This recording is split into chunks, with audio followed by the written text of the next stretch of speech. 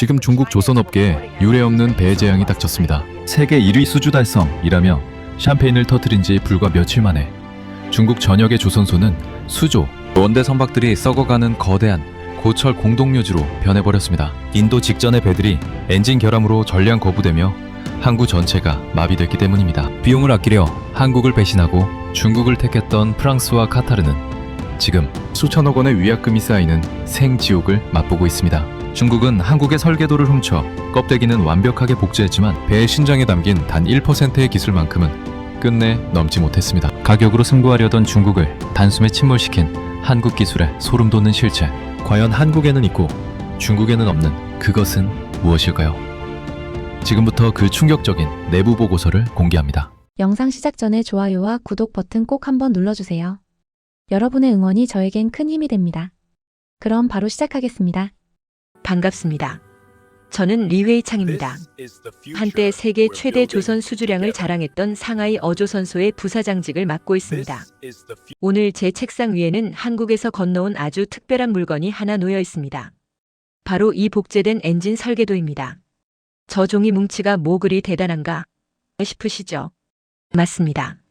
겉보기엔 그저 복잡한 선들이 그려진 종이 쪼가리에 불과합니다. 하지만 5년 전 저에게 이 설계도는 세상을 다 가진 듯한 승리의 전리품이었습니다. 한국 기술자들의 눈을 피해 보안망을 뚫고 기적적으로 빼낸 이 종이 한 장이 우리의 미래를 바꿀 열쇠라고 믿었으니까요. 창밖으로 황푸강 너머 조선소 크레인들이 아침 햇살을 받아 반짝이고 있었습니다. 저는 그 광경을 보며 생각했습니다. 저 크레인들이 오늘도 한국과 똑같은 배를 찍어내고 있다. 우리는 이제 한국 기술자들의 허락 없이도 그들의 결과물을 맘대로 만들 수 있다. 이사회 멤버들이 하나둘 자리에 앉기 시작했습니다. 공기는 들떠 있었고 모두의 눈빛에는 야망이 가득 차 있었습니다. 저는 단상에 서서 한국에서 가져온 설계도 더미를 테이블 위에 탁 하고 내려놓았습니다. 여러분, 이 모든 자료가 우리에게 무엇을 의미하는지 아십니까? 이것은 단순한 종이가 아닙니다. 한국이 지난 30년간 피땀 흘려 쌓아온 노하우의 결정체입니다. 그리고 이제 그 노하우는 우리 것이 되었습니다. 임원들이 환호성을 질렀습니다. 박수 소리가 회의실을 가득 채웠죠. 하지만 단 한 사람 회의실. 맨 끝자리에 앉은 왕젠 수석 기술 고문만이 심각한 표정으로 설계도를 노려보고 있었습니다. 그는 이 회사에서 가장 오래 일한 기술자이자 실제로 용접봉을 잡아본 적이 있는 몇 안 되는 진짜 기술자였습니다. 왕젠이 손을 들고 무겁게 입을 열었습니다. 부사장님, 설계도를 훔친 것과 기술을 이해하는 것은 별개입니다. 특히 선박용 엔진처럼 극한 환경에서 20년 넘게 작동해야 하는 심장은 단순 복제로는 절대 완성될 수 없습니다. 회의실에 찬물을 끼얹는 듯한 발언이었죠. 저는 미간을 찌푸리며 물었습니다. 왕 고문, 무슨 말이 하고 싶은 겁니까? 도면이 있고 재료가 같고 공정이 같은데 결과가 다르다는 게 말이 됩니까? 그건 낡은 장인 정신 타령입니다. 현대 기술은 데이터입니다. 왕제는 고개를 저으며 반박했습니다. 한국 엔진이 왜 세계 1위인지 아십니까? 그건 도면에 없는 경험 때문입니다. 볼트 하나를 조이는 토크 값의 미세한 차이, 용접의 온도, 조립 순서의 노하우. 그건 훔칠 수 없는 시간의 영역입니다. 이대로 만들면 5년 안에 대형 사고가 터집니다. 저는 코웃음을 쳤습니다. 5년 뒤? 그때쯤이면 우리는 이미 세계 1위가 되어 있을 텐데 무슨 걱정입니까? 왕 고문, 당신은 너무 겁이 많아. 한국 놈들이나 하는 과잉 품질 관리를 우리가 따라 할 필요는 없어. 불필요한 공정을 생략하고 원가를 30% 낮추는 것, 그게 바로 우리의 혁신이야. 다른 임원들도 제 편을 들었습니다.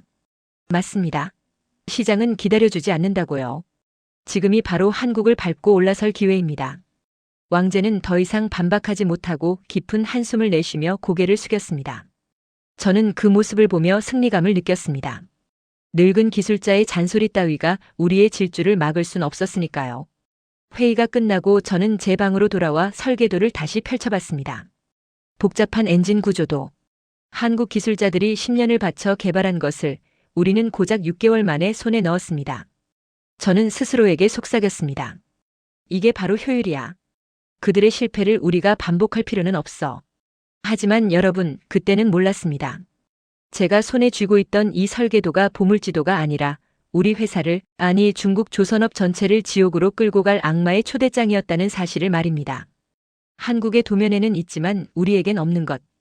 그것이 무엇인지 깨닫는 데는 그리 오랜 시간이 걸리지 않았습니다.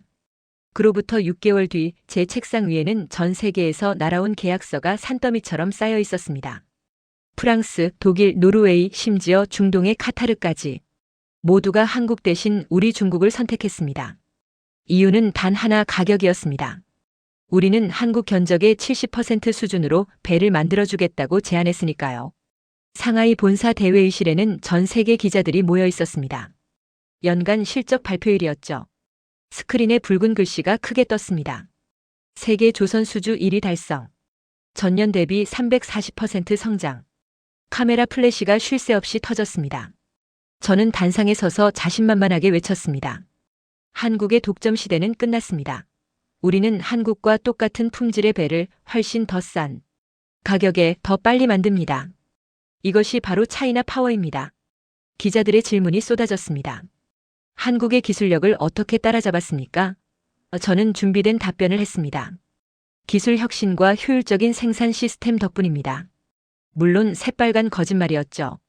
진짜 비결은 훔쳐온 설계도와 왕젠이 경고했던 공정 생략이었습니다.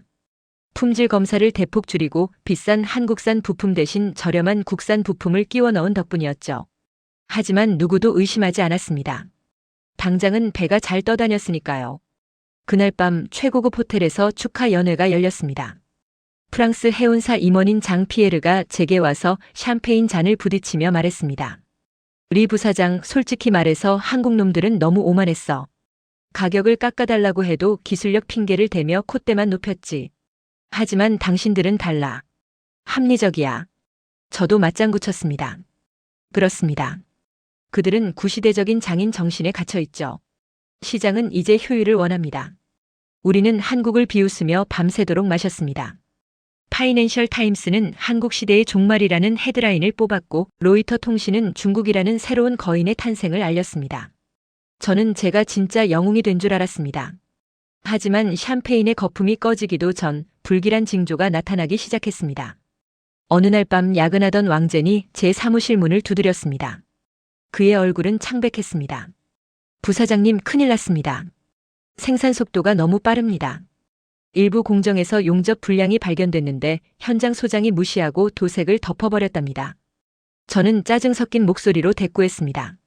왕 고문, 또 그 소리입니까? 사소한 불량은 나중에 고치면 돼요. 지금 중요한 건 납기입니다.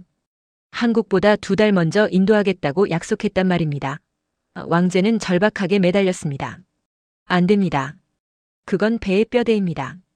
뼈대가 흔들리면 심장인 엔진도 못 버팁니다. 지금 멈추지 않으면 나중에 수습 못할 재앙이 닥칩니다. 저는 손을 내저으며 그를 내쫓았습니다. 나가세요. 당신 같은 겁쟁이는 우리 회사에 필요 없습니다. 왕제는 힘없이 고개를 떨구고 나갔습니다. 저는 그의 뒷모습을 보며 생각했죠. 시대에 뒤떨어진 늙은이 같으니라고. 그때는 몰랐습니다. 왕젠이 말한 재앙이 단순한 사고가 아니라 회사 전체를 집어삼킬 거대한 해일이었다는 것을요. 그리고 그 해일은 우리가 가장 믿었던 고객, 그리스 선박왕으로부터 시작되었습니다. 승리에 취해 있던 어느 날 비서가 흥분된 목소리로 달려왔습니다. 부사장님, 그리스에서 연락이 왔습니다. 니콜라스 안젤리쿠시스 회장이 직접 오겠답니다. 안젤리쿠시스, 전 세계 선주들의 대부이자 그리스 최대 해운 재벌. 그와의 계약은 단순한 돈벌이가 아니었습니다. 그가 우리 배를 선택한다는 건 중국 조선업이 세계 최고로 공인받는다는 훈장과도 같았으니까요. 저는 즉시 공항으로 달려가 그를 영접했습니다. 본사 대회의실, 저는 그를 위해 완벽한 프레젠테이션을 준비했습니다. 회장님, 저희가 제안하는 가격은 척당 1억 7천만 달러입니다. 한국 조선소 견적보다 무려 5억 달러나 저렴합니다. 이 돈이면 배를 2척 더 만들 수 있습니다. 저는 확신했습니다. 5억 달러. 이 막대한 차액을 거절할 사업가는 세상에 없으니까요. 하지만 안젤리쿠시스의 반응은 차가웠습니다. 그는 제안서를 덮으며 저를 뚫어지게 쳐다봤습니다. 리 부사장, 가격은 매력적이군요. 하지만 한 가지 묻겠습니다. 당신네 엔진 바다에서 몇 년이나 검증됐습니까?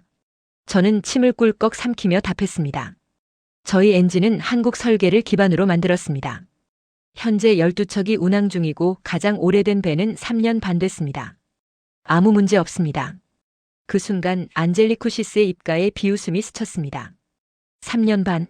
고작 그걸로 검증됐다고 말하는 겁니까? 그는 자리에서 일어나며 단호하게 말했습니다. 나는 150년 동안 바다에서 배를 띄워온 가문이 사람입니다. 배는 투자가 아니라 30년을 함께할 자산입니다.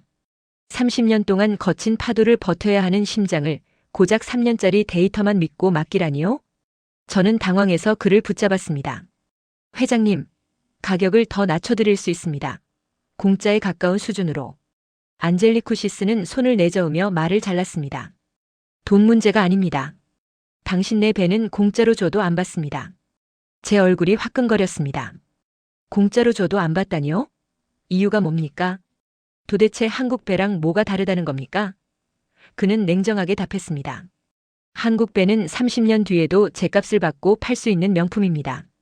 하지만 당신 내 배는 언제 터질지 모르는 시한폭탄입니다. 내 선원들의 목숨을 담보로 도박을 할 순 없습니다. 그는 마지막으로 한마디를 남기고 회의실을 나갔습니다. 10년 뒤에 다시 봅시다. 그때까지 당신 내 배가 바다 위에 떠 있다면 말이죠. 저는 멍하니 그가 나간 문을 바라봤습니다. 시한폭탄이라니. 세계 1위 조선소에게 감히 그런 모욕을 주다니. 분노가 치밀어 올랐습니다. 저는 책상 위에 제안서를 바닥에 집어던지며 소리쳤습니다. 늙은이가 감히 떨어졌어. 10년? 웃기지 마. 1년 안에 당신이 틀렸다는 걸 증명해주지. 그날 밤 저는 술에 취해 비틀거리며 왕젠에게 전화를 걸었습니다. 왕 고문, 안젤리쿠시스 그 늙은이가 우리 배를 시한폭탄이래. 말이 돼?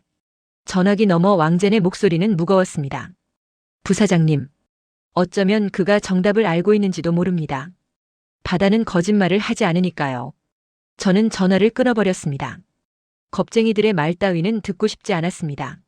하지만 여러분, 안젤리쿠시스의 그 섬뜩한 예언이 현실이 되는 데는 그리 오랜 시간이 걸리지 않았습니다. 정확히 6개월 뒤 호주 앞바다에서 첫 번째 폭탄이 터졌으니까요. 안젤리쿠시스의 거절은 뼈 아팠지만 저는 애써 잊으려 했습니다. 그래, 그 늙은이는 겁쟁이일 뿐이야. 다른 선주들은 줄을 섰어. 실제로 프랑스와 카타르의 주문은 끊이지 않았고 조선소는 24시간 풀가동 중이었습니다. 저는 다시 승리감에 취해갔습니다. 하지만 그 평화는 오래가지 않았습니다. 어느 날 오후 비서가 사색이 되어 제 사무실로 뛰어들어왔습니다. 부사장님, 긴급 속보입니다. 호주 해상에서 우리 엔진을 단 배가 멈췄습니다. 저는 자리에서 벌떡 일어났습니다. 뭐? 멈췄다니? 어디 소속 배야? 중국 후동중화 조선소에서 건조한 LNG선 글래드스토노입니다. 엔진이 완전히 정지돼서 표류 중이랍니다. 비록 우리 회사 배는 아니었지만 같은 설계도를 쓴 쌍둥이 배였습니다. 등골이 서늘해졌습니다. 저는 떨리는 손으로 태블릿을 켰습니다. 화면 속에는 거대한 LNG선이 망망대해 한가운데 힘없이 떠있는 처참한 모습이 생중계되고 있었습니다. 기사 제목은 끔찍했습니다. 중국산 엔진 사망, 호주 해상서 대형 표류 사고. 저는 급히 왕젠을 호출했습니다. 회의실로 달려온 왕젠의 얼굴은 이미 흑빛이었습니다. 왕 고문, 이게 어떻게 된 거야? 설계도대로 만들었다며. 왜 멈춘 거야? 왕젠은 깊은 한숨을 내쉬며 보고서를 내밀었습니다. 부사장님, 엔진 내부의 커넥팅 로드가 부러졌습니다. 금속 피로도를 견디지 못한 겁니다. 피로도? 고작 2년 운항했는데? 왕젠이 고개를 들고 저를 똑바로 쳐다봤습니다. 제가 말씀드리지 않았습니까? 설계도는 같아도 소재의 밀도와 조립의 정밀도가 다르면 바다의 진동을 견딜 수 없다고요. 한국 엔진은 20년을 버티지만 우리 엔진은 2년 만에 골다공증 환자 뼈처럼 부러진 겁니다. 저는 털썩 주저앉았습니다. 안젤리쿠시스의 말이 귓가에 맴돌았습니다. 그건 배가 아니라 시한폭탄입니다. 그의 예언은 정확했습니다. 글래드스토노는 단순한 고장이 아니었습니다. 수리 비용이 배값의 60%에 달한다는 판정이 나왔고 결국 폐선 스크래핑 처리되었습니다.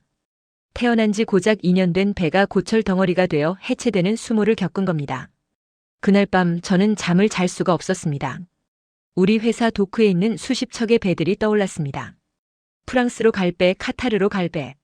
그 배들의 심장도 글래드스토너와 똑같은 방식으로 만들어졌습니다. 만약 우리 배도 멈춘다면? 만약 프랑스 해안에서 사고가 터진다면? 공포가 엄습했습니다. 저는 새벽 3시에 왕젠에게 전화를 걸었습니다. 왕 고문, 지금 우리 배들은 괜찮은가? 전수조사를 해야 하는 거 아니야? 왕젠의 목소리는 지쳐 있었습니다. 이미 늦었습니다, 부사장님. 배는 바다로 나갔고 폭탄의 타이머는 돌아가기 시작했습니다. 우리가 할 수 있는 건 기도뿐입니다. 저는 전화를 끊고 어둠 속에서 머리를 감싸쥐었습니다. 우리는 효율을 쫓다 안전을 버렸습니다. 속도를 쫓다 신뢰를 잃었습니다. 그리고 이제 그 대가를 치를 시간이 다가오고 있었습니다. 다음 날 아침 프랑스 해운사 장피에르에게서 전화가 걸려왔습니다. 벨소리가 마치 장송곡처럼 들렸습니다. 장피에르의 전화는 시작에 불과했습니다. 리 부사장, 대서양을 건너던 우리 배 엔진 출력이 반으로 떨어졌소. 긴급 점검해보니 실린더에 금이 갔다고 하더군. 당장 해명해. 그의 목소리는 얼음장처럼 차가웠습니다. 저는 땀을 뻘뻘 흘리며 수리해주겠다, 보상하겠다고 빌었지만 그는 냉정하게 전화를 끊었습니다. 곧이어 카타르의 아둘라 알 사니에게서도 연락이 왔습니다. 당신들을 믿었는데 우리 LNG선에서도 똑같은 결함이 발견됐소. 이건 단순 불량이 아니야. 사기야. 카타르는 즉시 추가 발주 계획을 전면 취소했습니다. 하루아침에 수조원짜리 계약서가 휴지 조각이 되는 순간이었습니다. 하지만 진짜 지옥은 런던에서 찾아왔습니다. 일주일 뒤 영국 로이드로이즈 보험조합 산하의 해상보험사로부터 긴급 공문이 날아들었습니다. 영어로 빼곡히 적힌 문서의 제목을 보는 순간 저는 그 자리에 얼어붙고 말았습니다. NOTIC 중국산 엔진 탑재 선박에 대한 보험 인수 거부 및 요율 300% 인상 통보. 보험 거부. 이건 조선소에게는 사형 선고나 다름없었습니다. 보험이 없으면 배는 항구 밖으로 한 발자국도 나갈 수 없습니다. 어떤 선주도 보험 없는 배에 화물을 싣지 않으니까요. 저는 덜덜 떨리는 손으로 런던의 보험사 리스크 총괄 리처드 블레이크와 화상회의를 연결했습니다. 화면 속 리처드는 감정이 없는 로봇처럼 말했습니다.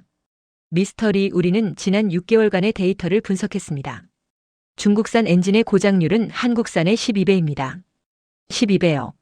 이건 통계적으로 용납할 수 없는 수치입니다. 저는 억울함을 호소했습니다. 초기 모델의 실수입니다. 지금은 개선했습니다. 제발 기회를 주십시오. 리처드는 차갑게 고개를 저었습니다. 보험사는 감정으로 일하지 않습니다. 우리는 오직 숫자만 믿습니다.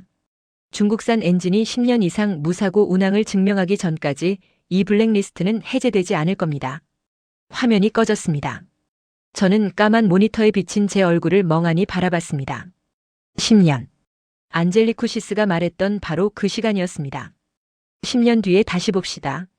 그때 저는 그 말을 비웃었지만 전 세계는 냉정하게 그 시간을 요구하고 있었습니다. 사무실 창밖으로 보이는 조선소 풍경은 처참했습니다. 건조 중이던 프랑스 컨테이너선, 도색을 마친 카타르 LNG선. 수조원짜리 배들이 주인을 잃고 덩그러니 멈춰 서 있었습니다. 크레인은 멈췄고 용접 불꽃은 꺼졌습니다. 그 거대한 선박들은 이제 배가 아니었습니다. 항구를 마비시키는 거대한 고철 덩어리, 아니 거대한 관짝이었습니다. 그날 밤 저는 아무도 없는 사무실에서 책상 위를 덮은 복제 설계도를 바라봤습니다. 한때 승리의 상징이었던 이 종이들이 이제는 저를 조롱하는 것 같았습니다. 도면은 훔칠 수 있어도 시간은 훔칠 수 없다. 왕젠의 말이 귓가에 맴돌았습니다. 우리는 한국의 30년을 단 6개월 만에 따라잡았다고 착각했지만 바다는 우리의 그 얄팍한 거짓말을 용서하지 않았습니다. 제 휴대폰이 울렸습니다. 회장님이었습니다. 받을 용기가 나지 않았습니다. 이제 저는 영웅이 아니라 중국 조선업을 침몰시킨 역적이 되어 있었습니다. 반년 뒤 회사는 사실상 식물인간 상태가 되었습니다. 직원의 30%가 해고됐고 도크는 텅 비었습니다. 저는 패배자의 심정으로 싱가포르에서 열린 국제해운 포럼에 참석했습니다. 회장님이 분위기라도 파악해오라며 등을 떠밀었기 때문이었죠. 행사장은 전 세계 해운업계 거물들로 북적였습니다. 저는 구석진 자리에 숨듯 앉았습니다. 아무도 저를 알아보지 못하길 바랐습니다. 첫 번째 세션의 주제는 IMO 2050 탄소 배출 제로의 시대였습니다. 발표자가 무대에 올라 스크린을 켰습니다. 여러분, 이제 석유 엔진의 시대는 끝났습니다. 미래는 암모니아, 메탄올, 수소 엔진이 지배할 것입니다. 그리고 화면에 글로벌 리더 사우스 코리어라는 글자가 대문짝만하게 떴습니다. 저는 제 눈을 의심했습니다.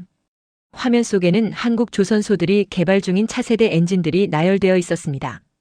LNG 듀얼 퓨얼 두얼 마이너스 퓨얼, 암모니아 추진선, 수소 연료전지. 우리가 한국의 10년 전 설계도를 훔쳐 짝퉁 엔진을 만들며 낄낄거릴 때 한국은 이미 석유를 버리고 친환경이라는 새로운 우주로 날아가고 있었던 겁니다.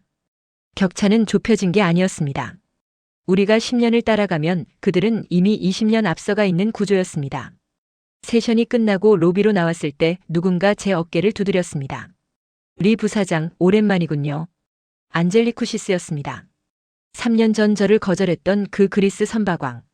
저는 쥐구멍에라도 숨고 싶었지만 어색하게 악수를 청했습니다.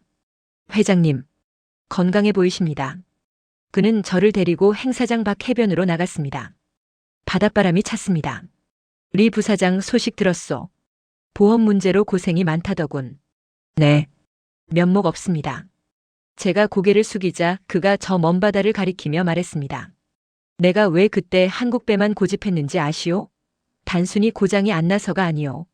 미래 가치 때문이요. 그는 충격적인 사실을 알려주었습니다. 한국 조선소는 이미 10년 전부터 이 규제를 준비했어. 내가 이번에 한국에 발주한 배들은 지금은 LNG로 가지만 5년 뒤엔 부품 몇 개만 바꾸면 암모니아 엔진으로 변신할 수 있어. 그 배는 30년 뒤에도 여전히 최신형일 거요. 저는 머리를 한 대 얻어맞은 기분이었습니다.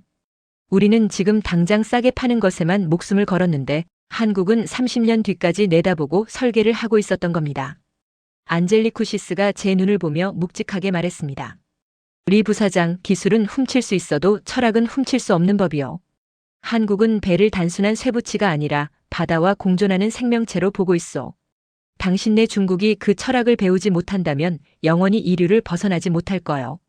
그날 오후 한국 조선사 대표의 발표가 이어졌습니다. 우리는 경쟁하지 않습니다. 선도합니다. 그 자신감 넘치는 한마디에 전 세계 선주들이 기립박수를 보냈습니다.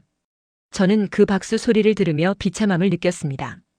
우리가 쌓아 올린 건 일이라는 금자탑이 아니라 파도 한 번에 쓸려갈 모래성이었습니다. 싱가포르의 밤거리를 걸으며 저는 뼈저리게 후회했습니다. 훔친 설계도로 만든 배에는 심장이 없었습니다. 그리고 심장이 없는 배는 결코 미래로 나아갈 수 없었습니다. 싱가포르에서 돌아온 후 저는 회장님께 마지막 보고서를 올렸습니다.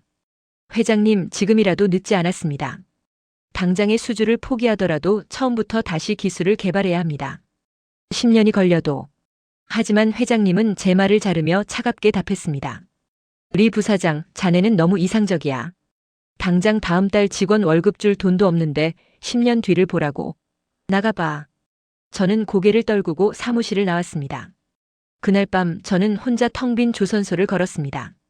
한때 불야성을 이루며 용접 불꽃이 튀던 도크는 이제 공동묘지처럼 적막했습니다. 녹슨 철골 뼈대만 남은 채 방치된 프랑스행 컨테이너선이 달빛을 받아 흉물스럽게 서 있었습니다. 저는 그 거대한 고철 덩어리에 손을 대보았습니다. 차가웠습니다. 이 배에는 심장이 없구나. 엔진이 장착될 예정이었던 텅 빈 공간이 마치 제 가슴에 뚫린 구멍처럼 느껴졌습니다. 며칠 뒤 외신을 통해 한국 소식이 들려왔습니다. 한국 조선 빅3 수주 목표 140% 초과 달성 돌아온 선주들. 가격보다 신뢰 선택했다. 보험 사태 이후 공포에 질린 전 세계 선주들이 앞다퉈 한국으로 유턴하고 있었습니다. 한국 조선소의 도크는 향후 3년치 일감이 꽉 차서 더 이상 주문을 받을 수 없을 지경이라고 했습니다. 특히 제가 놓쳤던 프랑스와 카타르 물량은 전량 한국으로 넘어갔습니다.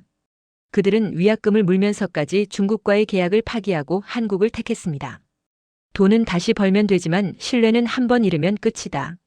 장 피에르가 인터뷰에서 남긴 말이 저를 비참하게 만들었습니다. 한국 뉴스 화면에는 거대한 LNG선이 출항하는 모습이 나오고 있었습니다. 세계 최초 암모니아 레디레디 선박 인도식 백고동 소리가 웅장하게 울려 퍼지고 갑판 위에는 태극기가 자랑스럽게 펄럭이고 있었습니다. 리포터는 흥분된 목소리로 전했습니다. 이 배는 지금은 LNG로 가지만 5년 뒤엔 암모니아로 10년 뒤엔 수소로 변신할 수 있는 미래형 선박입니다. 한국 기술이 세계 표준을 다시 썼습니다. 저는 그 화면을 멍하니 바라보다가 책상 서랍 깊숙한 곳에 숨겨두었던 복제 설계도를 꺼냈습니다. 한때 저를 영웅으로 만들어 주었던, 그리고 저를 지옥으로 떨어뜨린 종이 뭉치. 저는 라이터를 켰습니다. 종이 귀퉁이에 불이 붙자 설계도는 순식간에 제가 되어 타오르기 시작했습니다. 불꽃을 바라보며 저는 인정했습니다. 우리는 훔쳤습니다. 도면을 훔쳤고 공정을 훔쳤고 가격을 훔쳤습니다. 하지만 단 하나 한국 기술자들의 손끝에 배어있는 혼솔만큼은 끝내 훔치지 못했습니다. 그 혼이 없는 기술은 결국 껍데기에 불과했습니다. 제가 되어 부스러지는 설계도를 보며 저는 쓰게 웃었습니다. 이건 끝이 아니라 당연한 귀결이었습니다. 심장이 없는 거인은 결국 제 무게를 이기지 못하고 쓰러질 수밖에 없는 법이니까요. 저는 오늘부로 부사장직을 내려놓습니다. 아니, 쫓겨났다는 표현이 더 정확하겠군요. 짐을 싸서 나오는 길 로비에서 왕젠 고문을 마주쳤습니다. 그 역시 해고 통보를 받고 나가는 길이었습니다. 우리는 말없이 서로를 바라봤습니다. 제가 고개를 숙이며 말했습니다. 미안합니다, 왕 고문. 당신 말이 맞았습니다. 제가 회사를, 아니, 우리 모두를 망쳤습니다. 왕젠은 씁쓸한 미소를 지으며 제 어깨를 두드렸습니다. 부사장님, 우리는 기술을 너무 쉽게 생각했습니다. 기술은 훔쳐오는 보석이 아니라 밭을 갈 듯 땀 흘려 키워내는 작물이라는 걸 너무 늦게 알았습니다. 저는 그와 작별하고 택시에 올랐습니다. 창밖으로 멀어지는 조선소의 풍경이 눈에 들어왔습니다. 거대한 크레인, 수많은 도크. 겉모습은 한국과 똑같았습니다. 하지만 저 안에는 생명이 없었습니다. 우리는 껍데기를 만드는 데는 성공했지만 그 안에 영혼을 불어넣는 법은 배우지 못했습니다. 라디오에서 한국 소식이 흘러나왔습니다. 한국 조선소의 용접공들이 인터뷰를 하고 있었습니다. 힘들죠. 여름엔 덥고 겨울엔 춥고. 그래도 내가 만든 배가 오대양을 누빈다고 생각하면 가슴이 뜁니다. 볼트 하나라도 허투루 조이면 잠이 안 와요. 그 투박한 사투리를 듣는 순간 저는 눈시울이 뜨거워졌습니다. 그게 바로 심장이었습니다. 설계도에는 적혀있지 않은 수치로는 계산할 수 없는 그들의 자부심과 책임감. 그것이 바로 한국 배를 움직이는 진짜 엔진이었던 겁니다. 한국이 만든 배들은 오늘도 거친 파도를 헤치며 전 세계로 나아가고 있을 겁니다. 심장이 힘차게 뛰는 배들, 선원들이 목숨을 믿고 맡길 수 있는 배들, 미래를 향해 항해하는 배들입니다. 그들은 증명했습니다. 정직하게 흘린 땀방울은 절대 배신하지 않는다는 단순하고도 위대한 진리를 말입니다. 저는 이제 빈손입니다. 하지만 가슴속에 교훈 하나는 새겼습니다. 언젠가 아주 먼 훗날 우리가 다시 일어서려 한다면 그때는 훔치는 것이 아니라 배우는 것부터 시작해야 할 겁니다. 심장을 만드는 법을, 그리고 그 심장을 지키는 법을 말입니다. 지금 바다 위를 호령하는 진정한 1위는 오직 대한민국뿐입니다.